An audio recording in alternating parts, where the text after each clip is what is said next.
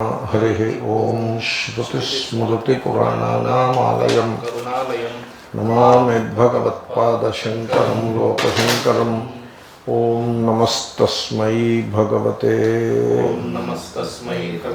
सम्यक् अर्हते सम्यक् सम्बुद्धाय ये च वा सम्यगाख्याते धर्मे धर्मानुवर्तिनः ते जनाः पारमेष्यन्ति मृत्योर्धाम्नः सुदुस्तरात् ये च वा सम्यक् आख्याते धर्मे धर्मानुवर्तिनः ते जनाः पारम् एष्यन्ति मृत्योः धाम्नः सुदुस्तरात् ये च ఎవరైతే సమ్యక్ చక్కగా ఆఖ్యాతే బోధింపబడిన ధర్మే ధర్మము విషయమై అయితే ఇంకోలా చెప్పచ్చు ధర్మే ధర్మము సమ్యక్ చక్కగా ఆఖ్యాతే సతి బోధించబడగా ధర్మానువర్తినః ధర్మమును అనుసరించువారు తే అట్టి జనాః జనులు సుదుస్తరాత్ వెక్కిలి దాట శక్యము కాని మృత్యువు యొక్క ధామ్నః ధామ నుండి మృత్యు యొక్క ధామ అంటే నిలయము నుండి పారం ఆవలి తీరమును ఏష్యంతి చేరుకొనగలరు అది అంటే అమృతత్వమును పొందగలరు. అంటే ఇక్కడ వేదాంతంలో ఇదే ప్రక్రియ ఉంటుంది. వాళ్ళు అమృతత్వాన్ని పొందుతారు అని సేమ్ ప్రక్రియ. భూతేషు భూతేషు విచిత్య ధీరాః ప్రేత్యాస్మాల్లోకాదమృతా భవంతి అని కేనోపనిషత్తు ఆరంభంలోనే. సో అస్మాల్లోకాత్ ప్రేత్య అంటే ఈ దేహము నుండి దేహాత్మభావము నుండి బయటపడి అమృతత్వమును పొందేదారు. అంటే ఇక్కడ it is all very simple. మనిషి తన కేసు తాను చూసుకోవటం అభ్యాసం చేయాలి. తనని తాను చూసుకుని తనను తాను చదవడం అభ్యాసం చేయాలి. అంచేతనే చెప్పి పాఠాన్ని తన గురించి పాఠము తనకు పాఠము అనే విధంగా శ్రవణం చేయాల్సి ఉంటుంది. చాలామందికి శ్రవణం చేయడం తెలియదు. వాళ్ళు శ్రవణం ఎలా చేస్తారంటే మ్యాథమెటిక్స్ ఫిజిక్స్ శ్రవణం చేసినట్టుగా శ్రవణం చేస్తారు. మ్యాథమెటిక్స్ ఫిజిక్స్లో చెప్పేవాడు మ్యాథమెటిక్స్ కంటే ఇతరుడు, వినేవాడు కూడా మ్యాథమెటిక్స్ కంటే ఇతరుడు, ఫిజిక్స్ కంటే ఇతరుడు ఇతరమును బోధిస్తుంటే ఇతరుడు ఇతరమును గురించి వింటాడు, తెలుసుకుంటాడు. అది కానీ మరి వేదాంతంలో అలా కాదు. చెప్పేవాడు ఆత్మస్వరూపుడే, వినేవాడు ఆత్మస్వరూపుడే. చెప్పేది ఆత్మ గురించియే, వినేది ఆత్మ గురించియే. ఇది వేదాంతం యొక్క లక్షణం. అయితే ఈ మధ్యన లాట్ ఆఫ్ రిలిజియనైజేషన్ అయిపోయింది. ఈ రిలిజియనైజేషన్ అనే పదాన్ని నేనే మొదటిసారి వాడైనా అని నాకు డౌట్ వస్తూ ఉన్నది. ఈ శంకరాచార్య జయంతి నాడో లేకపోతే బుద్ధ జయంతి నాడో సందేశంలో వాడేనమాట నేను. అంటే ఫిలాసఫీని రిలిజియన్గా మార్చేయటం. రిలిజియన్ అంటే డివిజివ్గా ఉంటుంది, భేదపూర్వకంగా ఉంటుంది, తర్వాత కర్తృత్వాభిమానపూర్వకంగా ఉంటుంది. రిలిజియన్లో కర్మ ఉపాసనలు ఉంటాయి. నేను చేస్తున్నాను అనే అభిమానంతో ఉంటుంది. ఫలము కొరకు చేస్తారు, ఆ ఫలము భవిష్యత్తులో ఉంటుంది. And the entire thing is held in the flow of time. కాలం యొక్క ప్రవాహంలో ఉంటుంది మొత్తం అంతా కూడా. వేదాంతం టోటల్లీ డిఫరెంట్. వేదాంతము ఆత్మస్వరూపాన్ని గురించి చెప్తుంది.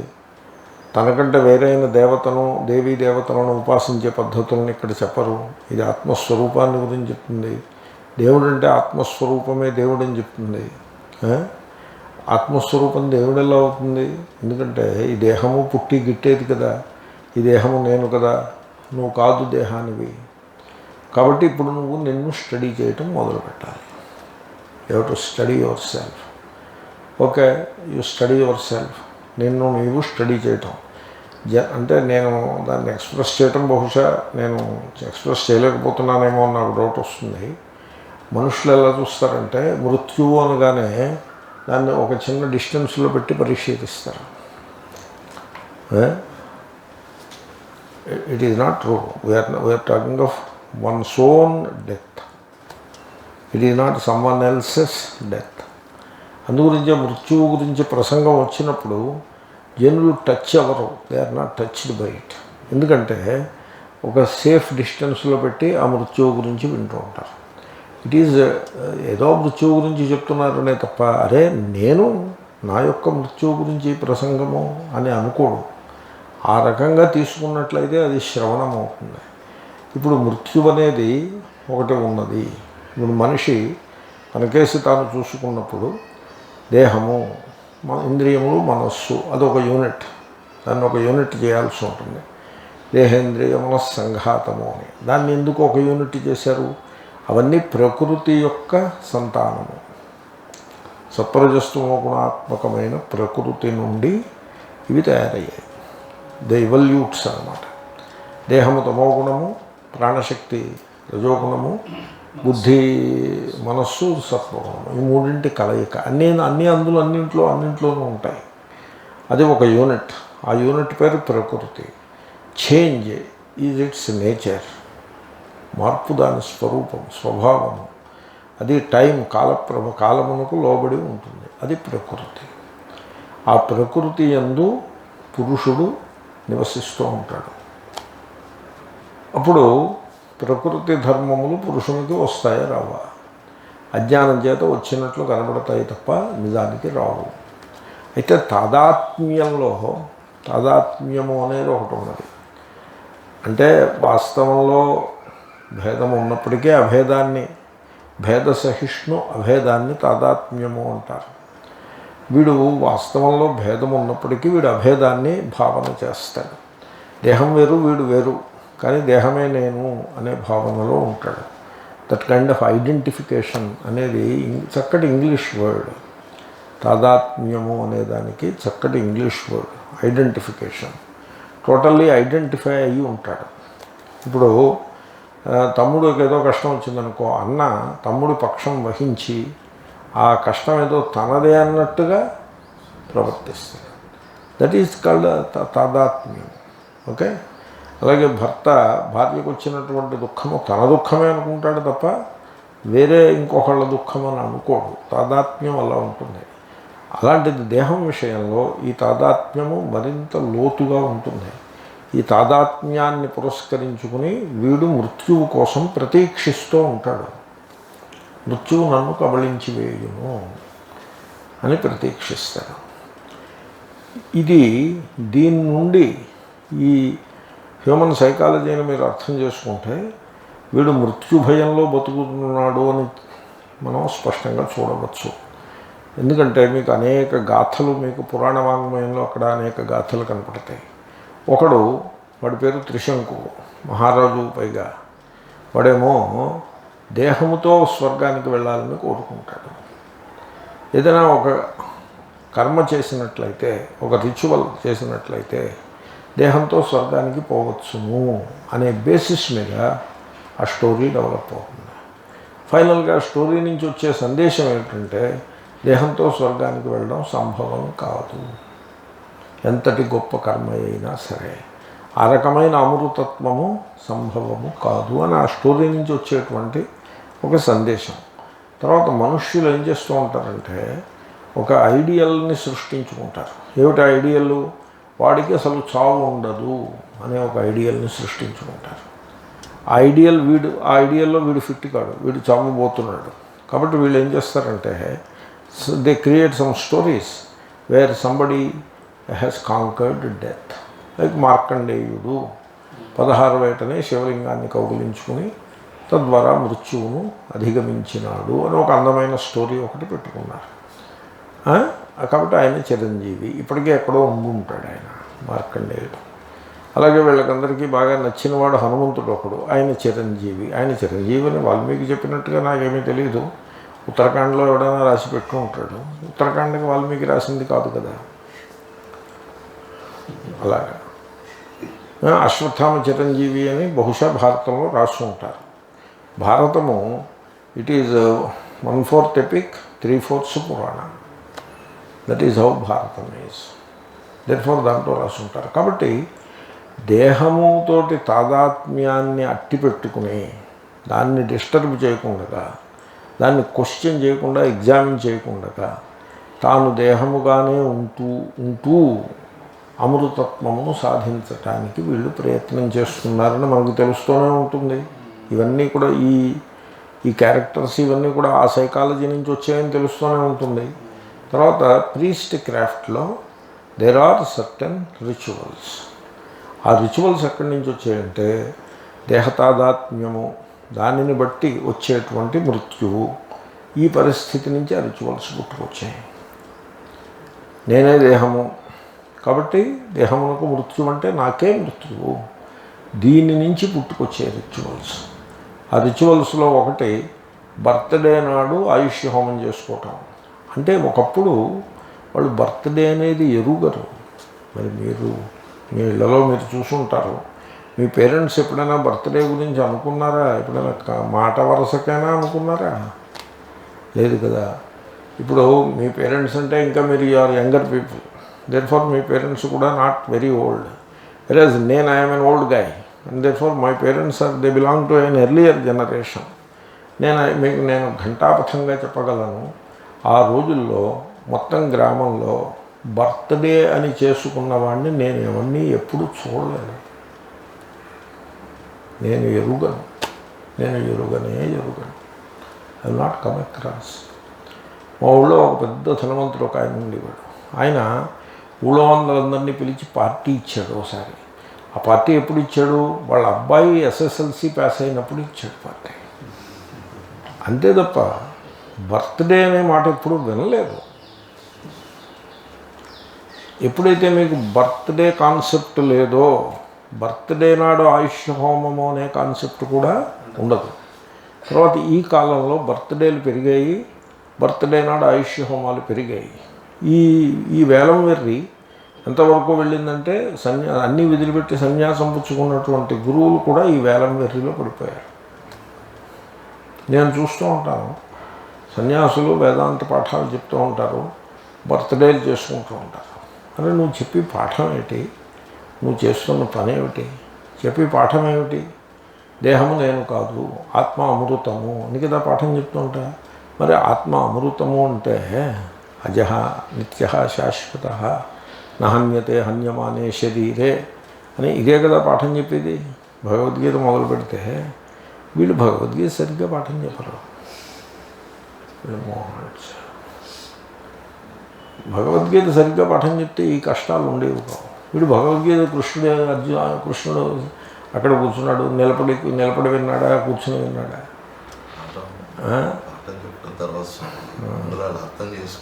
అదే దట్ ఈస్ ది ప్రాబ్లం. కృష్ణుడు యుద్ధం చేయమన్నాడు కదా, వీడు యుద్ధం ఎందుకు చేయనున్నాడు అని దాన్ని పట్టుకుని రాపాడించడమే తప్ప, అదే అది వదిలిపెట్టి దీంట్లోకి గీత ఉపదేశంలోకి రావయ్యా అంటే రాడు కదా, అక్కడే ఉండిపోతాడు. వీడు మొత్తం భగవద్గీత అంతా చదివి కృష్ణుడు రథం యుద్ధంతో అయిపోతుంది. వీడు అంతకు మించి ముందుకు వెళ్ళడు వీడు.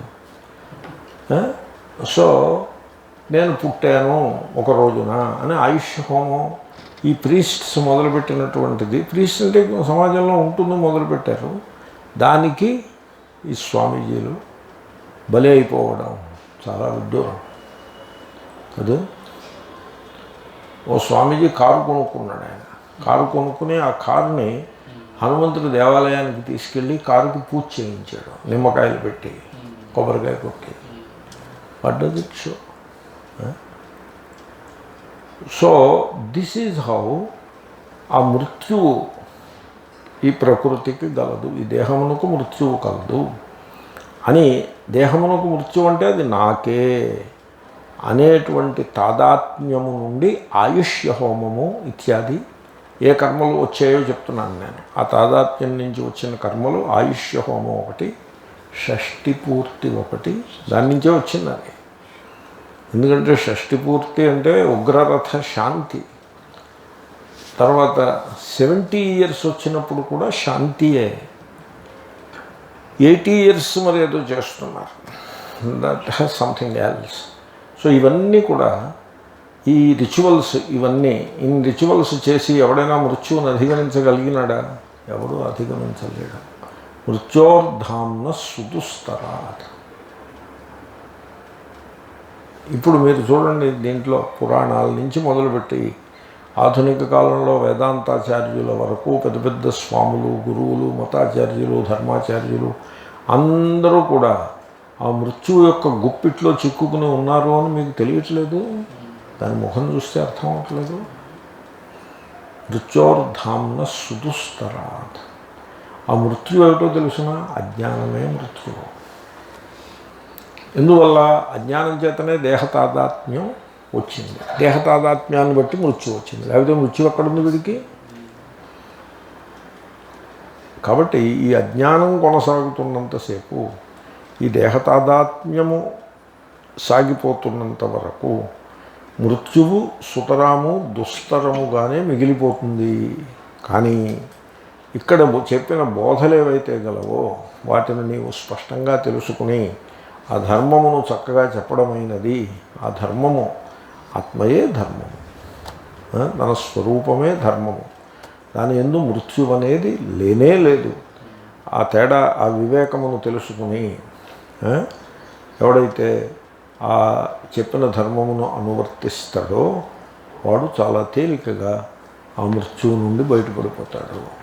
మృత్యువు నుండి బయటపడటము అంటే చూడండి, జాగ్రత్తగా చూస్తే అదంత కష్టమేమీ కాదు. అయితే అది కష్టంగా ఎందుకు తయారైంది? The more you identify with the body, the more difficult it becomes కదా. ఇప్పుడు ఈ కరోనాయే ఉంది, ఊరికే ఇన్ఫెక్షన్ వచ్చినంత మాత్రాన ఏమీ అయిపోదు. వాడు సిమ్టమేటిక్గా మిగిలిపోతాడు. వాడికి కరోనా ఉందని కూడా తెలియదు. వాడి బ్లడ్ తీసి, ప్లాస్మా తీసి ఇంకొకటి కరోనా ఉన్నవాడికి ఇస్తే వాడు కూడా బాగుపడతాడు. ఆ కరోనా వాడిని ఏం చేయలేదని అర్థం. ఇంకొకటికి ముక్కు దగ్గర సమస్య వస్తుంది, తర్వాత పోతుంది, అంతే కరోనా వాడిని చేసేది.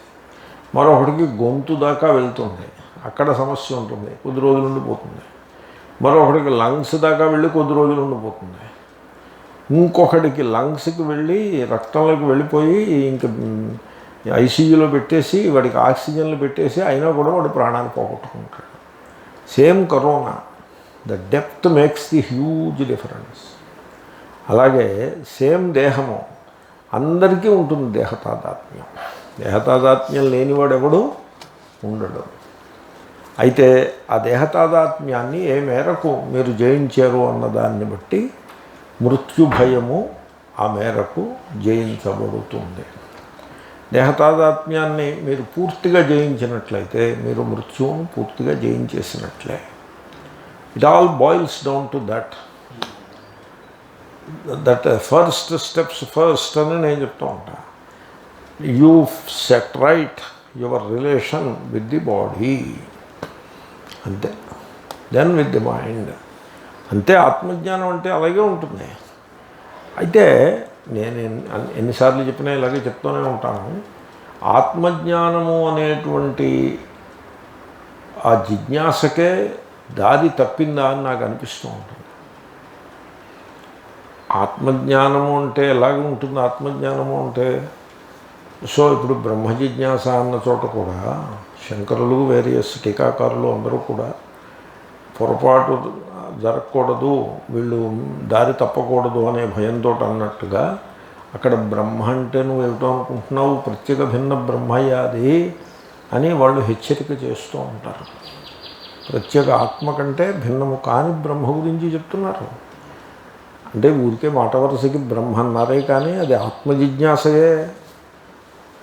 కాబట్టి ఆత్మజ్ఞానము అనే దాని వైపు కనుక మీరు మనస్సు పెట్టినట్లయితే ద వెరీ ఫస్ట్ స్టెప్లోనే మీరు మృత్యువుని జయించేస్తారు. ఆ ధర్మం యొక్క మహిమ అట్టిది. మొదటి స్టెప్లోనే మృత్యువుని మీరు జయిస్తారు. ఇది అంటే ఏమిటి? దేహము ఎడల మనము పెంచి పోషించుకున్నటువంటి తాదాత్మ్యమును క్రమంగా తగ్గించేసుకుంటూ పోవాలి. అంటే ఎలా తగ్గించాలి అంటే ఏ ఏ అంశములలో నీవు తాదాత్మ్యాన్ని కలిగి ఉన్నావో అవన్నీ ఒక లిస్ట్ అవుట్ చేసుకో. వాటిని అన్నింటినీ నెగ్లెక్ట్ చేసుకుంటూ పో. ఓసారి ఏమైందంటే ఓ మహాత్ముడు చెప్పాడు, don't work in favour of the body అని చెప్పాడు. ఆయన చెప్పిన సాధన, ఇన్ ఫేవర్ ఆఫ్ బాడీ నువ్వు వర్క్ చేయకు అని చెప్పాడు.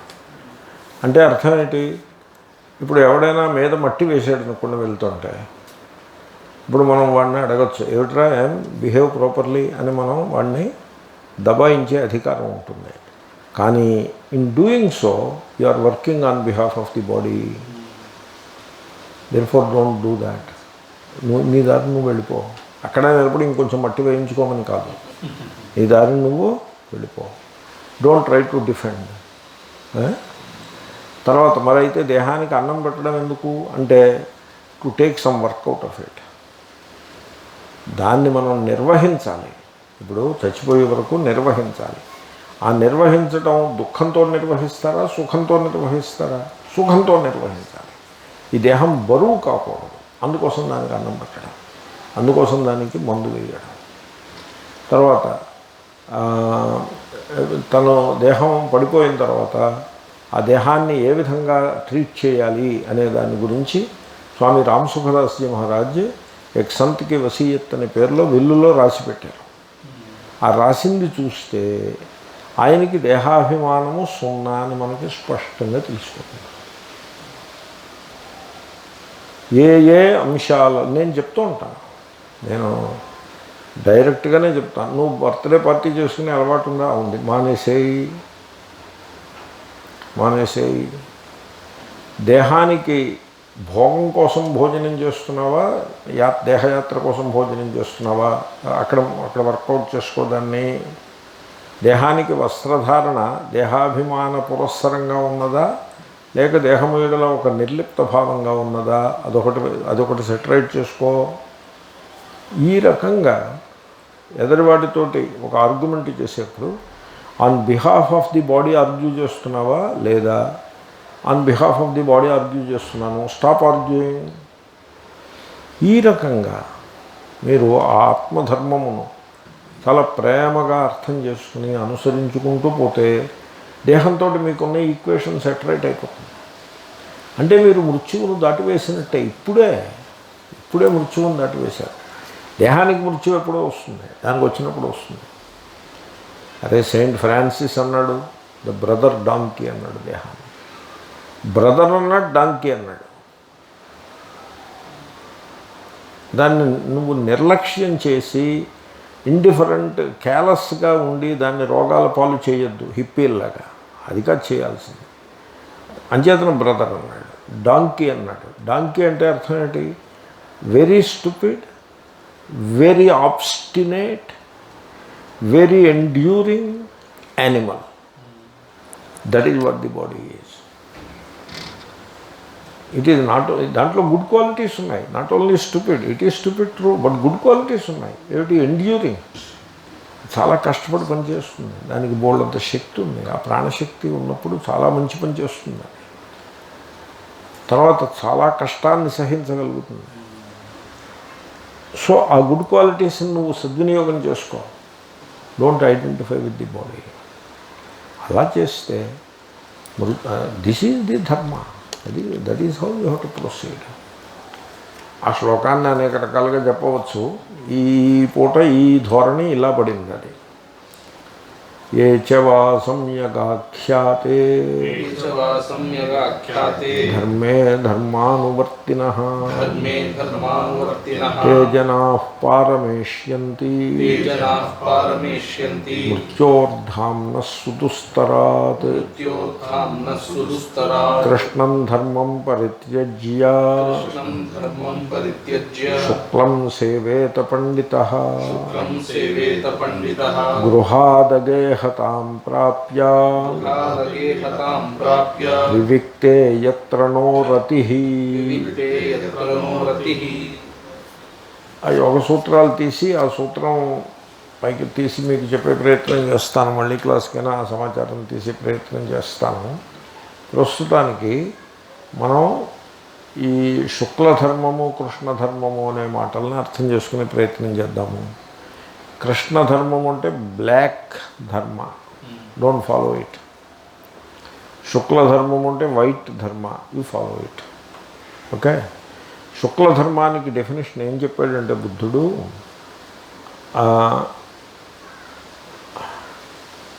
పుణ్యపాప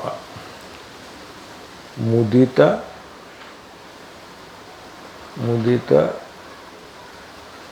దుఃఖ పుణ్యపాప.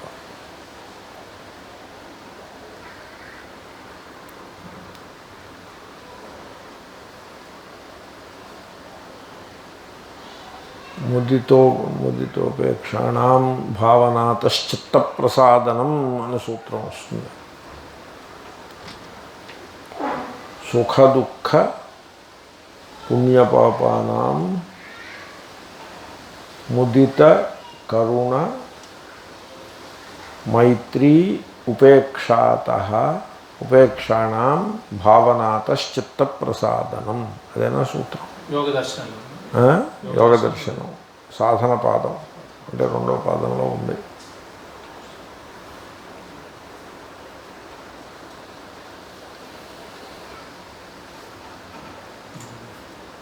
దొరికిందా? ఓకే, చూడండి. సుఖము దుఃఖము పుణ్యము పాపము మీకు ఈ 4 తారసిల్లుతాయి. ఉపేక్షాణం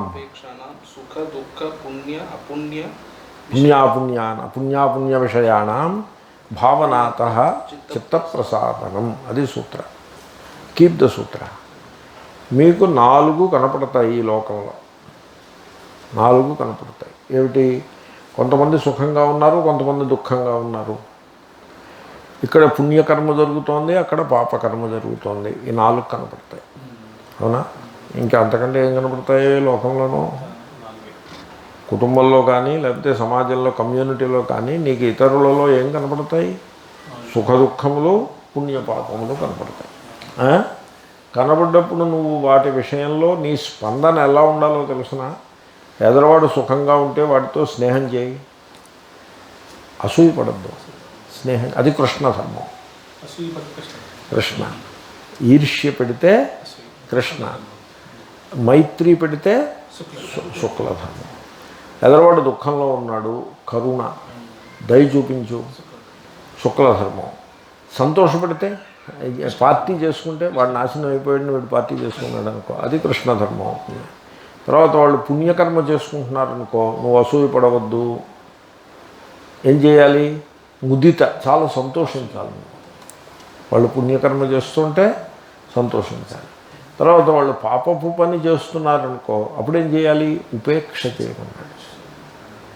డోంట్ రెసిస్ట్ ఈవిల్ అని క్రైస్తు మహాశయుడు చెప్పాడు.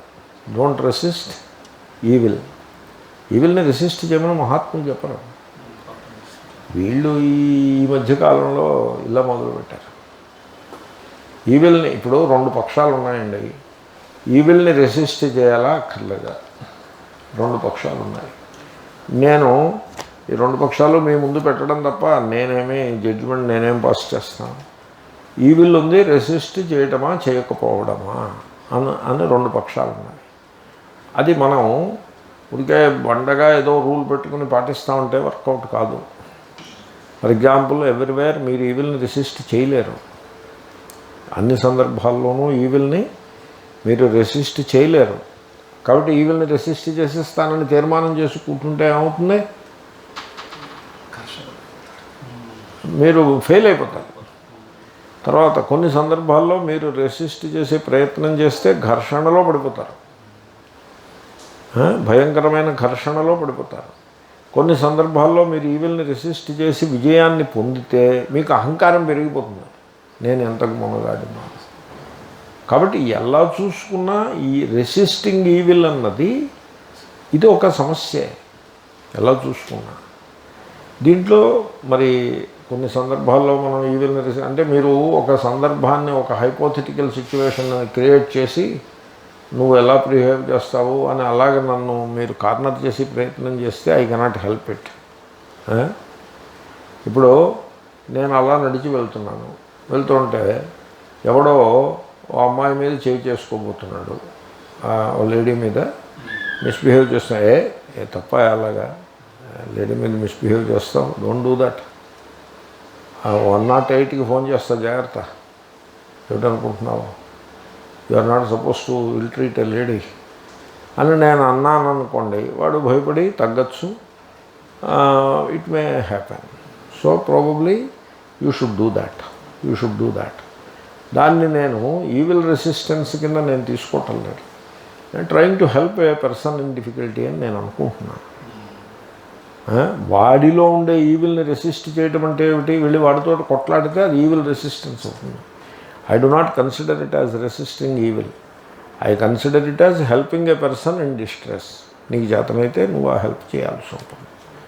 అంచేతనం ఇప్పుడు ఈ అమ్మాయిని వాడు సపోజ్ ఈ అమ్మాయిని ఇల్ట్రీట్ చేయకుండా వదిలిపెట్టేశాడు. నేను భయపెట్టాను, నేను హెచ్చరిక చేశాను, ఇల్ట్రీట్ చేయకుండా వదిలిపెట్టేశాడు, అయిపోయింది. ఇప్పుడు నేనేం చేయాలి? ఇంకా అమ్మాయిని వాడు తర్వాత మళ్ళీ ఇల్ట్రీట్ చేయొచ్చేమో, అందుకోసం నేను అమ్మాయికి అంగరక్షకుడుగా తయారవ్వాలా? Either the way have to resist evil. Or వాడు అమ్మాయి మీద దురభిప్రాయాన్ని, ఆ అమ్మాయిని ఇల్ట్రీట్ చేసే ప్రయత్నం చేశాడు కాబట్టి వాడి లోపల ఈవిల్ ఉంది కనుక ఆ ఈవిల్ ఎప్పుడైనా మళ్ళీ బయటికి రావచ్చు కాబట్టి వాడితో నేను యుద్ధం మొదలు పెట్టాలా ఇప్పుడు?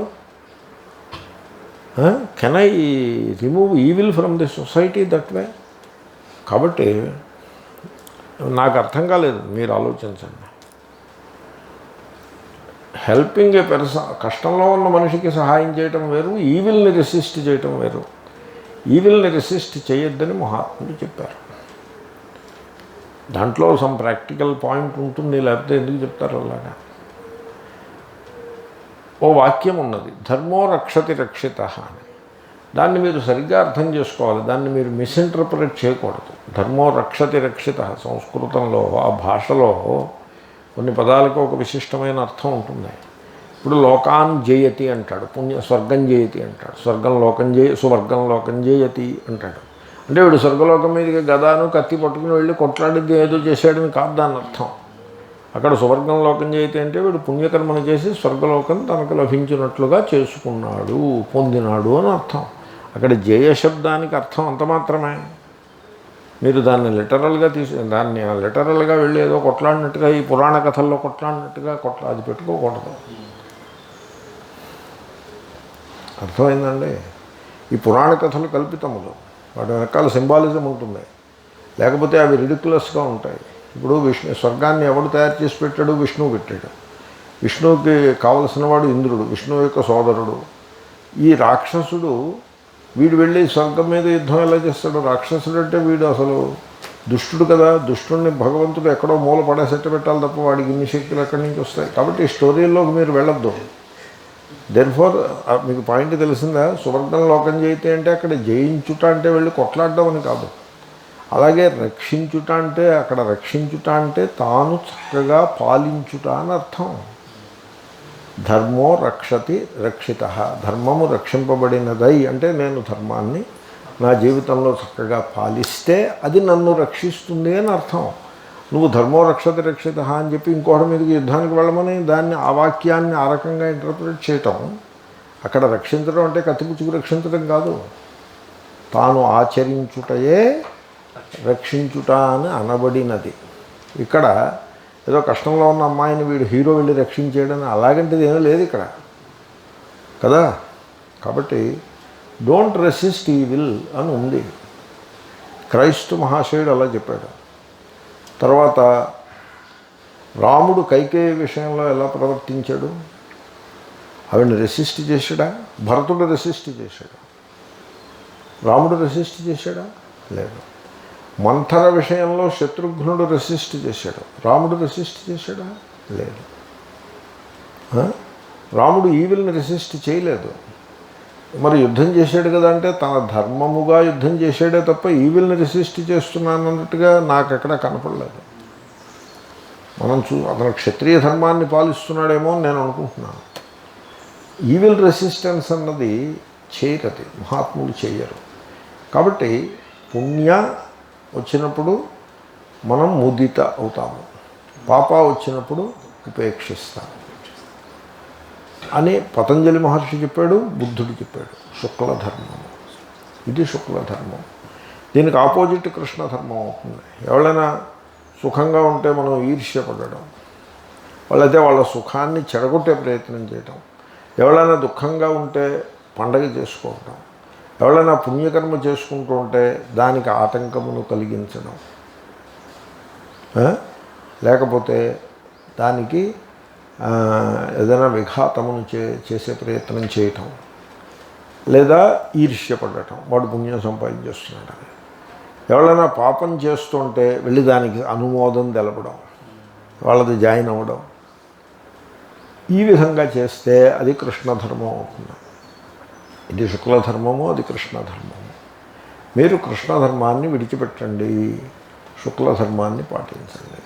తర్వాత ధనం విషయంలో ప్రభుత్వానికి ఇవ్వాల్సింది ఇచ్చేగా మిగిలినది శుక్లధనం అవుతుంది. ప్రభుత్వానికి ఇవ్వాల్సింది ఇవ్వకుండా పెట్టు కూర్చున్నారనుకోండి, ఆ ట్యాక్స్ మనీ అంతా కూడా కృష్ణధనముగా తయారవుతుంది. దాన్ని మనం విడిచిపెట్టేయాలి. కృష్ణధనాన్ని పట్టుకోకూడదు. శుక్లధనంతో మనం జీవించాలి. న్యాయంగా సంపాదించుకున్న దాంతో జీవించాలి తప్ప ఆ లంచాలు పుచ్చుకొని దాంతో జీవించకూడదు. తర్వాత ఇంకా ఇల్లు ఉంటుంది. నిజ గృహాత్ తోర్ణం వినిర్గమ్యతాం అన్నారు శంకరులు. గృహాద్ అగేహతాం ప్రాప్య అని బుద్ధుడు అన్నాడు. ఆయన అన్నమాట ఈయన అన్నాడు. ఏమీ తేడా లేదు. దీంట్లో రహస్యం ఏంటంటే me and my family syndrome అని ఒక సిండ్రోమ్ ఉన్నది. ఈ సిండ్రోమ్ ఉన్నంత వరకు నీకు ఆత్మస్వరూపము తెలియబడదు. మీ అండ్ మై మొన్న పాఠంలో కూడా చెప్పినాను. మీ అనేది సెంటర్, మైన్ అనేది పెరిఫరీ. ఈ మధ్యలో స్పేస్ ఉంటుంది. మీ సెంటర్ అంటే చుట్టూ స్పేస్ ఉంటుంది. ఆ స్పేస్లో వీడు జీవిస్తూ ఉంటాడు. ఆ స్పేస్ చాలా డెకరేటెడ్ స్పేస్ అయి ఉండొచ్చు, చాలా అందమైన భోగభాగ్యములతో వెలసిల్లే స్పేస్ అయి ఉండొచ్చు ఆ మీ చుట్టూ ఉండే స్పేస్. అయినా కూడా అది జైలే అవుతుంది, అది కారాగారమే అవుతుంది. అల్టిమేట్గా దాంట్లోనే వీడు చచ్చిపోతాడు. ఓ రహస్యం చెప్పారండి మహాత్ములు.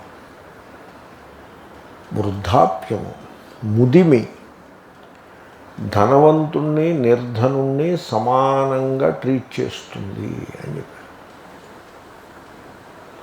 ఇది అర్థం చేసుకోవటానికి కొంత గుండె నిబ్బరం కావాలి, అబుద్ధి కావాలి.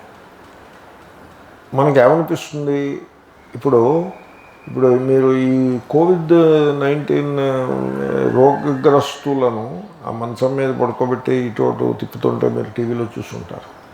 ఆ మంచం మీద పడుకుంటే ఎంత బాగుంటుందో తెలుసునా? అసలు మీకు ఐడియా లేదు. ఆ మంచం, ఆ పరుపు, ఆ వస్త్రములు, ఆ కప్పినవి, కింద తరగడాలు, అవి ఎంత కంఫర్టబుల్గా ఉంటాయి. అసలు మీకు ఏమైనా ఐడియా ఉందా? మడత మంచానికి దానికి నక్కకు నాగలోకానికి ఉన్నంత తేడా ఉన్నది. కాబట్టి మనం వెళ్ళి దలిబీ పడుకుందామా, మడత మంచం మీద పడుకుందామా? చెప్పండి, దేని పడుకుందాం? మడత మంచం మీదే పడుకుందాం. కానీ అజ్ఞానం ఏమనుకుంటాడు, ఈ బాబు ఎంత బాగుందో మంచం, వాడు ఎంత సుఖపడిపోతున్నాడో అనుకుంటాడు. మీకు నిద్ర పట్టేసిన తర్వాత ఇంకా అసలు ఈ ప్రపంచంతో ఏమీ సంబంధం ఉండదు. మీరు రోజంతా కష్టపడి పని చేసుకుంటే చక్కగా నిద్ర పడుతుంది. నిద్ర పట్టట్లేదనే సమస్య సమాజంలో ఎందుకు వచ్చిందంటే జనులు సోమరిపోతులు అయిపోయినారు కాబట్టి వచ్చినది. జనులు తిండిపోతులు సోమరిపోతులు అయిపోయినారు కాబట్టి అధికంగా తినడం, శారీరక శ్రమ తక్కువ చేయడం అంచేతనం ఈ నిద్రలేమి అనే సమస్య ఉత్పన్నమైనది. అంటే జనరల్ వే ఐఎమ్ సేయింగ్. ఏమైనా కొన్ని పర్టికులర్ ఇష్యూస్ ఏమైనా ఉంటే అది వేరే సంగతి. కాబట్టి సో ది పాయింట్ ఈజ్, ఇంట్లో ఉంటే ఈ ఇల్లు నాది అని పెట్టుకుంటే నేను జీవితంలో సుఖపడగలుగుతాను అనేది అది ఒక భ్రమ. ఈ భ్రమ నుంచి పుట్టింది me and my family syndrome. మీరు జాగ్రత్తగా చూసుకుంటే, మీరు లోతుగా ఆలోచిస్తే, వీడు పెళ్ళి ఎందుకు చేసుకున్నాడు? తన సుఖం కోసం చేసుకున్నాడు. మీ అండ్ మై వైఫ్ అలా పెట్టుకున్నాడా? అంటే ఏమిటి? ఆ స్పేస్లో మీ చుట్టూ కొంత స్పేస్ ఉంది కదా, ఆ స్పేస్లో భార్య పడి ఉన్నట్లయితే తనకు సుఖంగా ఉంటుందని చేసుకున్నాడు. పూర్వం వాళ్ళు అలా చేసేవారు. ఎరే పెళ్ళి ఎవడైనా పెళ్లి చేసుకోని అన్నాడు అనుకో, ఎరే పెద్ద వయస్సు వస్తే చాలా కష్టపడుతుందని అని చెప్పేవారు. అంటే పెద్ద వయస్సు వస్తే చాకిరీ చేయడానికి ఉంటుందని పెళ్లి చేసుకునేవారు. వాళ్ళకి తెలుసు ఆడది ఎక్కువ కాలం బతుకుతుంది, వీడు ముందు పోతాడు. జనరల్గా ఆ పోయేటప్పుడు మంచం పట్టినప్పుడు ఆ ఆడదే చేస్తుంది. పూర్వం వాళ్ళు స్ట్రోకులు వచ్చిపోయేవారు. వాళ్ళందరికీ స్ట్రోకులే, పక్షవాతము అని వచ్చేది, చాలా తరచుగా వచ్చేది. కారణం ఏంటి? నెయ్యి తేజోవై ఘృతం అని మంత్రం చెప్తూ ఉండడం, నెయ్యి వేసుకు పుచ్చుకుంటూ ఉండడం. నెయ్యి ఎంత మంచిగా తింటే అంత బెటరు. అందరికీ పక్షవాతాలే. యజ్ఞాలు అవి చేసిన సోమయాజులకి, వేద పండితులకి అందరికీ పక్షవాతములే. పక్షవాతం ఎందుకు వస్తుంది? బీపీ ఉంటుంది. వీళ్ళకి బీపీ ఉందని తెలియదు కదా. బీపీ అనే కఫం, వాతం, పిత్తమే తప్ప బీపీ అనే మాట సరిగ్గా ఎరగరు కదా. ఈ మధ్యన ఈ అలోపతి డాక్టర్లను చూసి ఆయుర్వేద వాళ్ళు కూడా స్టెథోస్కోపులు పెట్టుకున్నారు. వీళ్ళని చూసి వాళ్ళు పెట్టుకున్నారు, కానీ వాళ్ళు ఏవి స్టెథోస్కోప్ కావాలని వాళ్ళ శాస్త్రం నుంచి తెచ్చుకున్నది ఏం కాదు. వాళ్ళు ఫ్రోజన్ అయిపోయి ఉన్నారు. 2000 క్రితం అన్నాడు పాపం ఆ సుశ్రుతుడు, ఆ చెరకుడు ఏం చెప్పాడో దానికి ఫ్రోజ్ అయిపోయి ఉన్నారు వీళ్ళు. ఏదైనా అంటే సుశ్రుతుడు అంటాడు. సుశ్రుతుడు కరెక్టే, కానీ సుశ్రుతుడు తర్వాత 2000 సంవత్సరాలు గడిచిపోయింది. ఇంకా రోగాలు అలాగే లేవు. రోగాలు మార్పులు వస్తూ ఉంటాయి. You should update your self. Anyway, so the point is, నీ పెద్ద వయస్సు వస్తుంది, పక్షవాతం వస్తుంది, మంచం పడతావు, అప్పుడు నీకు చాకిరీ చేయడానికి భార్య అవసరము అని చెప్పి వీడికి ఇప్పుడు పెళ్లి చేస్తారు. వీళ్ళకి అసలు మీరు ఆలోచించి అసలు ఎప్పుడైనా గమనించారా ఇది? వయస్సు వచ్చింది, భార్య లేకపోతే వీడికి సుఖం ఉండదు అని పెళ్లి చేస్తారు. గమనించారా మీరు? ఆ మీ అండ్ మై ఫ్యామిలీలోనూ దీంట్లో ప్రేమ ఏమీ లేదు. కరడుగట్టిన స్వార్థమునకు రిలిజియన్ అండ్ కల్చర్ కలర్ ఇచ్చినటువంటి వాతావరణం అది. ఈ సత్యాన్ని వేదాంతం గుర్తిస్తుంది. తర్వాత కొడుకెందుకు మన వాళ్ళు సామెతలో పెట్టేశారు. కొడుకు లేడు, తలవత కొరివి పెట్టే కొడుకు కూడా లేడు అని. అంటే తలకి కొరివి పెట్టాలి ఎవడో ఒకడు, అది కొడుకు పెట్టాలి. కొడుకు పెడితే స్వర్గానికి పోతాడు. అపుత్రస్య గతిర్నాస్తి. అందుకోసం ఆ మీ చుట్టూ ఉన్న స్పేస్లో కొడుకు ఉండాలి. ఈ రకమైన మీ, నేను, నాది, ఇది యోగ్యమైన మానసిక స్థితిని మీరు అనుకుంటున్నారా? లేక ఇంత స్వార్థంతో బతకడం మంచిది కాదండి. పెళ్లి చేసుకోండి, కానీ అంత స్వార్థం పెట్టుకోవద్దు పెళ్ళిలో. కొడుకులు పిల్లలు వస్తారు, బయలాజికల్గా చిల్డ్రన్ విల్ కమ్.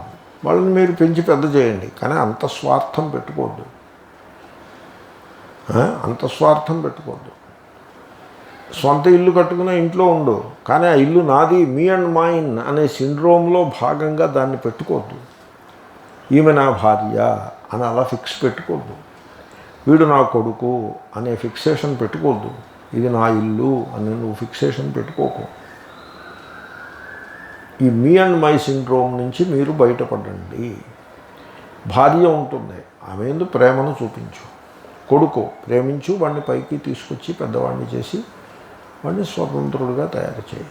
ఇల్లు దాన్ని క్లీన్గా పెట్టుకో, అవసరమైతే పెయింట్ కూడా వేయించుకో.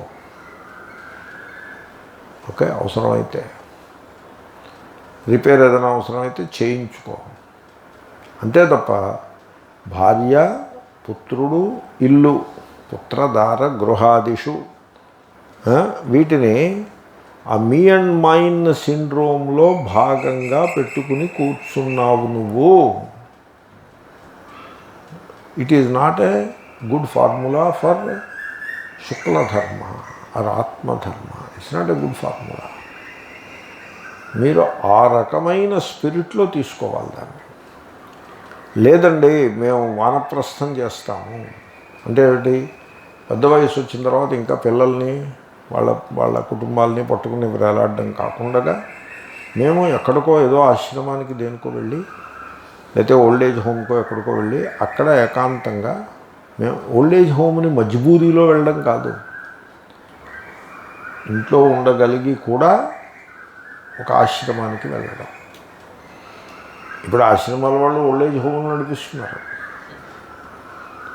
అందరూ ఓల్డ్ ఏజ్ హోమ్లు నడిపిస్తున్నారు. ఎందుకంటే దాంట్లో కొన్ని పైసలు ఉన్నాయి, ఏదో సేవ చేస్తున్నాం అనే ఒక ఫీలింగ్ ఉంటుంది. ఆ ల్యాండ్ ప్రాపర్టీకి ఒక బిల్డింగ్ కట్టి దాన్ని ఏదో వినియోగం చేయొచ్చు, పైసలు వస్తాయి, ఏదో చేస్తున్నారు. మరి అందరూ ఓల్డ్ ఏజ్ హోమ్లు పెడుతున్నారు వాటెవర్.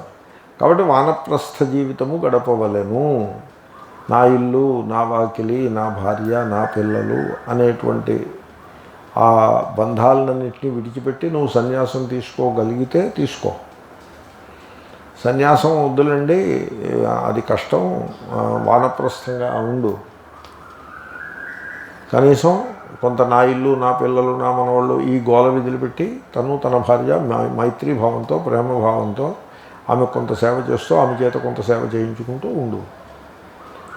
లేదా ఒక పర్టికులర్ కాంటెక్స్ట్లో అందరూ కలిసి ఉండాల్సి వస్తే ఓ రూమ్ ఒకటి సెపరేట్గా పెట్టుకుని అక్కడ ఏదో చదువుకుంటూ ధ్యానం చేసుకుంటూ, ఆ వృద్ధాప్యంలో పెద్ద తిరిగిది ఎలాగో ఉండదు కనుక ఏదో చిన్న యోగాది చేసుకుంటూ శాంతంగా వాళ్ళ కుటుంబ విషయాల్లో తల దూర్చకుండా వాళ్ళకి ఫ్రీడమ్ ఇచ్చేసి నువ్వు అక్కడ ఉండు. మొత్తానికి గేహాత్ అగేహతాం ప్రాప్య. ఇది భగవద్గీతలో శ్రీకృష్ణుడు కూడా ఇలాగే చెప్పాడు.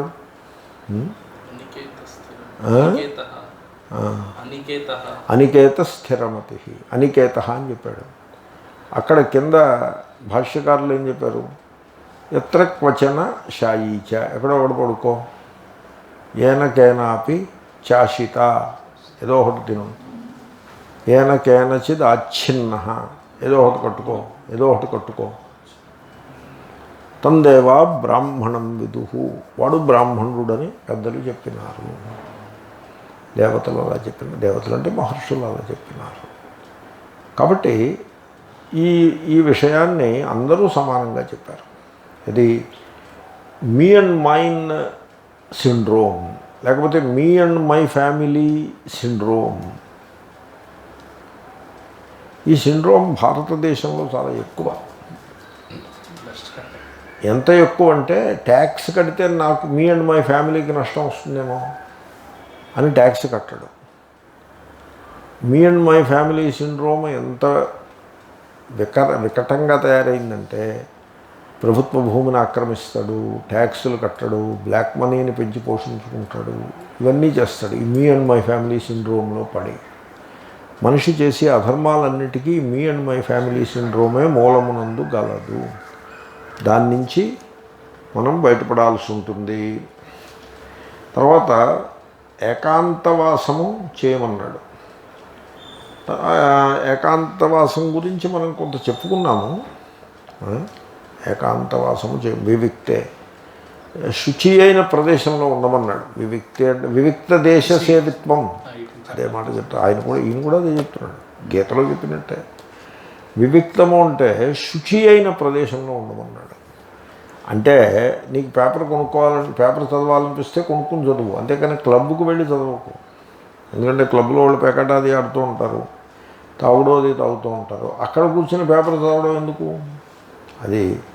అది శుచి ప్రదేశం కాదు. అక్కడెందుకు పేపర్ చదవడం? ఇంటి దగ్గర కొనుక్కొని చదువు. కాబట్టి ఇల్లుని పవిత్రంగా పెట్టుకో, నువ్వు ఉండే స్థానాన్ని పవిత్రంగా పెట్టుకో, అంతే తప్ప అక్కడ భోగస్థానంగా తయారు చేసుకోకు. అది శుచిగా ఉంటుంది. తర్వాత ఏకాంతంగా కూడా పెట్టుకో, ఏకాంతంగా ఉండు, ఏకాంత సేవనం చేస్తూ ఉండు. ఈ ఏకాంత సేవనము అంటే నేను మొన్న గట్టిగా దీన్ని సీరియస్గా నేను వ్యాఖ్యానం చేశాను. తర్వాత నాకు అనిపించింది సరిగ్గా చేశానా లేదా అని. ఐసోలేషన్ వెర్సెస్ ఎలోన్నెస్, ఈ రెండింటినీ నేను పరిశీలించాను. ఇప్పుడు ఈ కరోనా పుణ్యమాని people all are isolated, they isolate themselves. తర్వాత ఇప్పుడు మీరు ఎప్పుడైనా ఆశ్రమాల్లో ఈ ఇప్పుడు మారిపోయిందంతా. ఈ కరోనా వచ్చి పోస్ట్ కరోనా లైఫ్ స్టైల్, కొత్త లైఫ్ స్టైల్ వస్తుంది. ఒకప్పుడు ఏదైనా క్యాంపు, వేదాంత క్యాంపు పెడితే ఆశ్రమంలో 100 మందికి చోటు ఉంటే 110 మంది వచ్చేవారు, లేకపోతే 150 మంది వచ్చేవారు. అప్పుడు అందరికీ సింగిల్ రూమ్స్ ఇవ్వటం కుదరదు. కాబట్టి ఒక రూమ్లో 2 మంచాలు వేసి 2 ఉండండి అని వాళ్ళు ఏదో పెట్టేవారు. వీళ్ళు ఇష్టపడేవారు కాదు. నాకు సింగిల్ రూమ్ కావాలి, సింగిల్ రూమ్ కావాలి అని ప్రతి వాళ్ళు పైరవీలు చేసేవారు. స్వామీజీతో కూడా చెప్తారు, మాకు సింగిల్ రూమ్ ఇప్పించండి, మేము అక్కడి నుంచో దూరం నుంచి వచ్చాము. నేను ఆలోచించాను, వేదాంతం చదువుకుంటూ సింగిల్ రూమ్లో ఉండాలని అనుకోవడం తప్పేమీ కాదు. But what is that? Single room తనంత తాను ఉండాలి అనేది what is that? It is isolation. You are isolating yourself. అది ఏకాంతం అవుతుందా? అది ఏకాంతం అవ్వదు. ఎప్పుడు ఏకాంతం అవుతుందో తెలిసిన, నీ మైండ్ శాంతముగా ఉన్నప్పుడు. అంటే ఏమిటి? నీ మైండ్లో ప్రాపంచికములైన విషయములు లేవు. ఫిజికల్ థింగ్స్, కారు, డబ్బు, ఇవన్నీ నీ మైండ్లో లేవు. తర్వాత భార్య, పిల్లలు, వాటి ఎందల ఆసక్తి, నా వాళ్ళు అనేది లేదు. నాది, నా వాళ్ళు అనేవి లేవు. ఈ రెండు లేకపోతే నీ మనస్సు ఎలా ఉంటుంది? అసలు మీరు ఆలోచించండి. మైండ్లో ప్రాపంచిక విషయములు మెదలుట, అవి ఎలా మెదులుతూ ఉంటాయి. అది ఆగిపోయిందనుకోండి. నా భార్య, నా పిల్లలు, అమెరికాలో కొడుకున్నాడు, ఇక్కడ వీళ్ళు ఉన్నారు, అక్కడ వాళ్ళు ఉన్నారు, అదంతా ఆగిపోయిందనుకోండి. ఆ మూమెంట్ ఆగిపోయిందనుకోండి. ఇంకా మైండ్లో ఏం మూమెంట్ ఉంటుంది? ఏ మూమెంట్ ఉండదు. ఎందుకంటే మైండ్ యొక్క మూమెంట్ అంతా కూడా నాది, నా వాళ్ళు అనే బేసిస్ మీద మైండ్ మోయేతూ ఉంటుంది. ఎప్పుడైతే నాది, నా వాళ్ళు అనే ఆసక్తి ఆగిపోయినదో అప్పుడు మైండ్ని మీరు పని కట్టుకుని శాంతపరచనక్కర్లేదు. అది తనంత తానుగా శాంతముగా ఉంటుంది. మైండ్లో శాంతంగా ఉంటారు.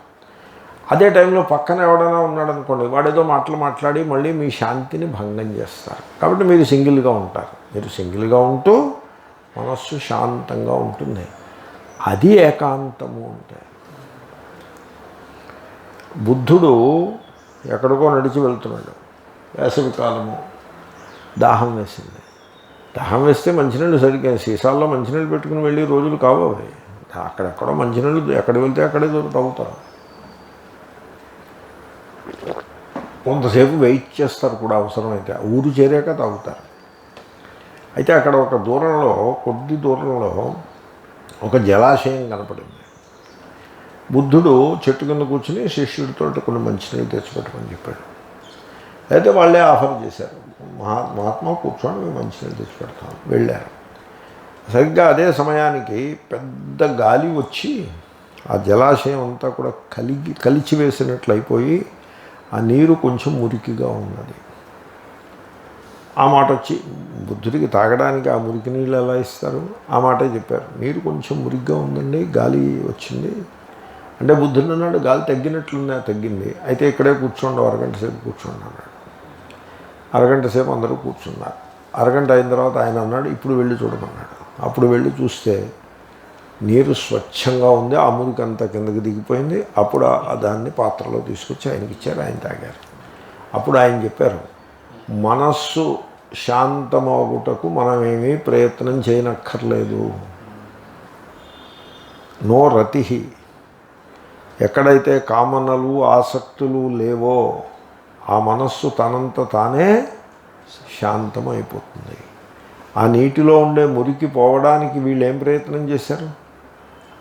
వీళ్ళేం ప్రయత్నం చేయలేదు. They just waited by itself. ఆ మురికంతా కిందకి పోయి స్వచ్ఛమైన నీరు వచ్చింది. అదేవిధంగా మీరు ఎప్పుడైతే నో రతి, మనస్సులో కామనలు, తర్వాత సంసారాసక్తి, భోగవాసనలు లేకుండా ఉంటారో, లేకపోతే ఆ మనస్సుని మీరు డిస్టర్బ్ చేయటం కట్టిపెట్టండి. You stop disturbing the mind. You stop disturbing the mind. You are disturbing the mind. Because of your attachment the mind is getting disturbed. You stop disturbing the mind. అప్పుడు మైండ్ ఏమవుతుంది? శాంతంగా తయారవుతుంది. అది ఏకాంతం.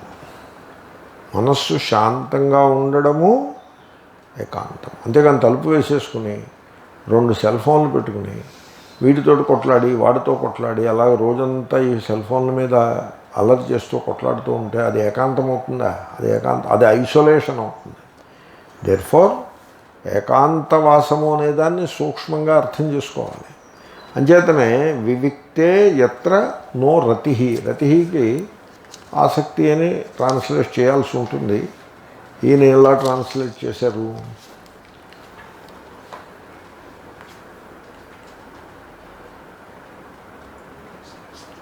అంటే pleasures అని, అంతే. అంటే భోగాలని తలచి ఆ భోగం కావాలి ఈ భోగం కావాలని నువ్వు అటువంటిదేమీ పెట్టుకోకు, హాయిగా విశ్రాంతిగా ఉండు.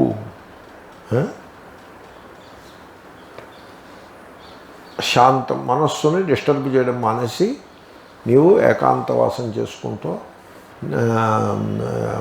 మనస్సు శాంతముగా పెట్టుకుని ఉండిపో. అప్పుడు ఏమవుతుంది? నీ స్వరూపం నీకు అనుభవానికి వస్తుంది. నీ స్వరూపము అనుభవానికి వస్తుంది. మీరు చేయాల్సింది ఏమీ ఉండదు.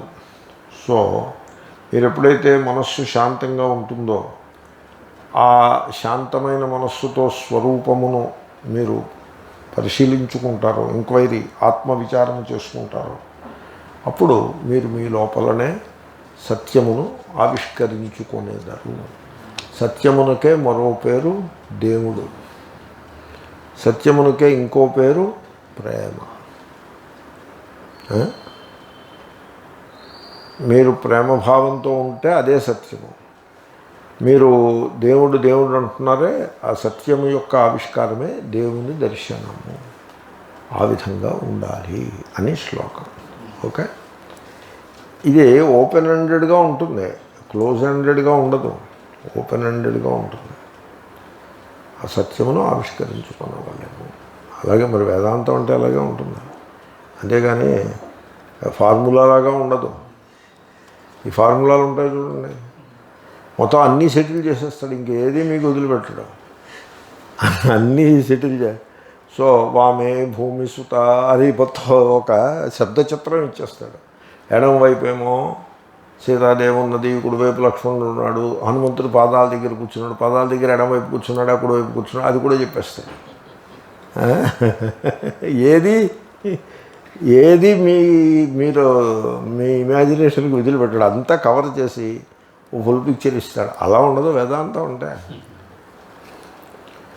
కృష్ణం ధర్మం పరిత్యజ్య శుక్లం సేవేత పండితః గృహాత్ అగేహతాం ప్రాప్య వివిక్తే యత్ర నో రతిః.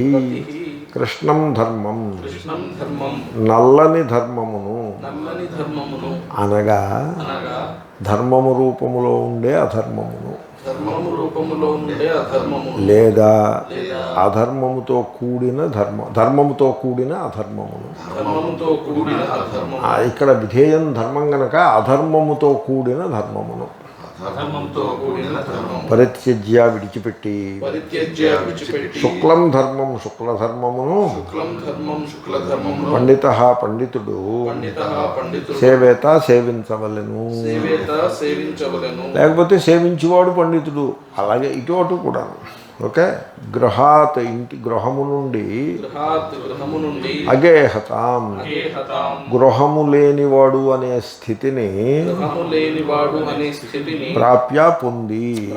పొంది. అంటే ఇల్లం వేసి అద్దీంట్లో ఉండమని కాదు, నేను మరి చెప్పే కదా మీకు, భావాన్ని మనసులో నుంచి తీసేసి అంతే. Me and my family syndrome నుంచి బయటపడగలము అని. వివిక్తే ఏకాంతమునందు శుక్లం ధర్మం సేవేత శుక్లధర్మమును సేవించవలెను. ఎత్ర ఏ ఏకాంతమునందైతే రతి భోగాసక్తి నో లేదు. కృష్ణం ధర్మం పరిత్యజ్య శుక్లం సేవేత పండితః గృహాదగేహతాం ప్రాప్య వివిక్తే యత్ర నో రతిః. ఓం పూర్ణమదః పూర్ణమిదం పూర్ణస్య పూర్ణమాదాయ పూర్ణమేవాశిష్యతే. ఓం శాంతి శాంతి శాంతి.